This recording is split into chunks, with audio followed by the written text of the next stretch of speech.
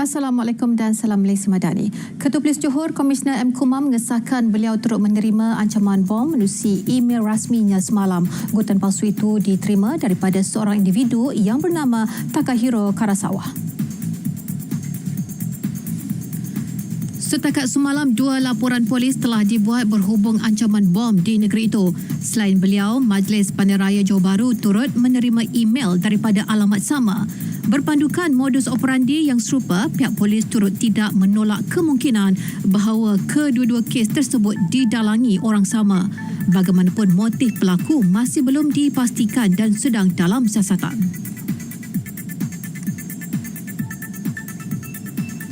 Dalam perkembangan lain, sebanyak 857 insiden kemalangan direkodkan sepanjang 4 hari Ops Selamat 21 sempena Tahun Baru Cina di Johor. Ia melibatkan 8 kes kemalangan maut dengan 8 kematian dicatatkan. Bagaimanapun, angka itu kurang berbanding 1,039 kemalangan bagi tempoh sama tahun lalu. Sepanjang operasi yang bermula sejak Khamis lalu, sebanyak 20,664 saman dikeluarkan Polis Kontijen Johor. Tangkapan yang dibuat melibatkan kes mabuk, samsing jalanan, ulat parking haram serta memandu di bawah pengaruh dadah. Kegembiraan 2 beradik bermain di dapur rumah yang sedang dalam pembinaan berakhir tragedi apabila seorang daripadanya maut dihempap dinding simen yang tumbang secara tiba-tiba. Kejadian berlaku di Kampung Padang Lala Besar, Kuala Ketil 10.30 pagi semalam.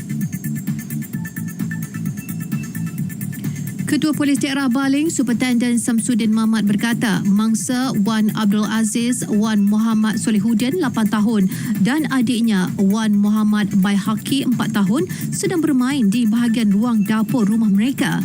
Ketika kejadian, ibu mangsa mendengar bunyi kuat dari arah tempat anak-anaknya bermain sebelum mendapati dinding dapur yang sedang dalam pembinaan itu runtuh. Seluruh badan Wan Abdul Aziz dihempap dinding berkenaan, manakala adiknya turut ditimpa namun hanya cedera ringan. 2 kanak-kanak terbabit kemudian dihantar ke klinik kesihatan tawar dengan bantuan jiran, namun Wan Abdul Aziz disahkan telah meninggal dunia sebaik tiba.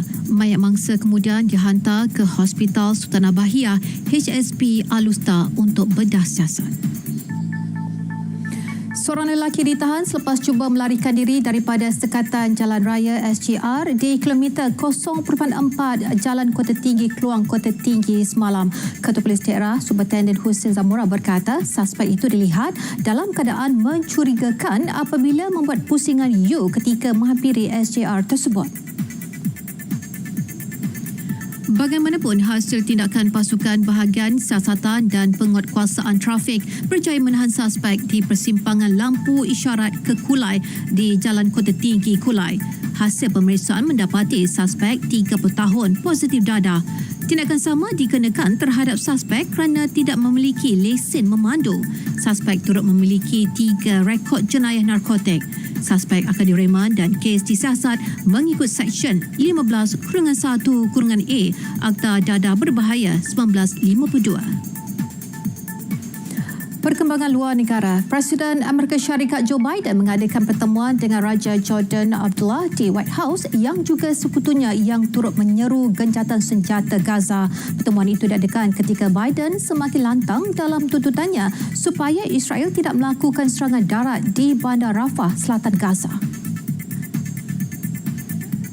Biden yang berhubung dengan Perdana Menteri Israel Benjamin Netanyahu pada Ahad menegaskan bahawa operasi ketenteraan di Rafah tidak seharusnya diteruskan tanpa pelan yang boleh dipercayai dan boleh dilaksanakan. Ia bertujuan memastikan keselamatan dan sokongan untuk lebih daripada 1 juta orang awam Palestin yang berlindung di sana. Sementara itu, Raja Abdullah yang lantang menyeru agar kempen Israel dihentikan dijangka menggesa Biden untuk menyokong gencatan senjata segera dilakukan. Sebelum lawatan ke Washington, Raja Abdullah menyertai misi penyerahan bantuan kemanusiaan ke Gaza. Berita semasa berakhir di sini dari Sungai Kesekara Palestin pasti merdeka. Dengan itu, Assalamualaikum. Malaysia Madani, tekad perpaduan penuhi harapan.